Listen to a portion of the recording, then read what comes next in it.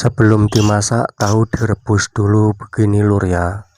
Dan untuk telur puyuhnya kita kupas dulu begini. Nah setelah itu kita tiriskan tahu yang kita rebus tadi lur. Jangan lupa kita nyet-nyet supaya kadar air ini rada asat atau atus. Untuk bumbunya sangat sederhana banget lur ya. Untuk bumbunya saya coba pakai ini aja. Ini bawang putih ini lur ya. Ini 3 siung. Terus lomboknya setengah on boleh, lombok kecil ini. Ya, terus untuk berambang atau bawang merah ini secukupnya saja, terserah sama ini gak popo. Terus jangan lupa lur, nanti kita kasih ini ya, kunyit desaku ini. Jadi aku nggak ambil kunir parutan, ini wae cukup. Terus ini pakai penyedapnya masako sapi, masako ayam juga boleh. Terus untuk santannya saya pakai ini lur, santan Sunkara ini lur ya. Nah ini.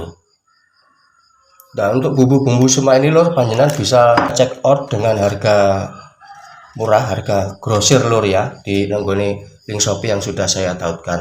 Jangan lupa bumbu digongso dulu lur. Digongso sampai alum. Setelah itu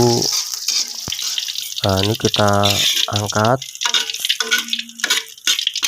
terus kita gerus ya, kita gerus gini aja, kita ulek sampai halus. Nah setelah bumbu itu halus, kita sambil lur, tak cemplungin doke sama tahunya, nanti kita gongso dulu begini ya, doke di alu belengo, terus tahunya cemplung gesek.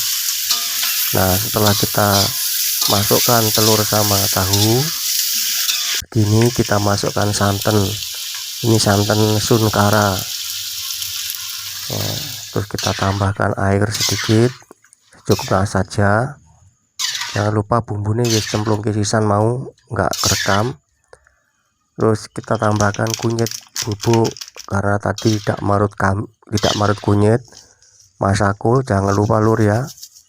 Nah terus jangan lupa lagi kita kasih berambang pre.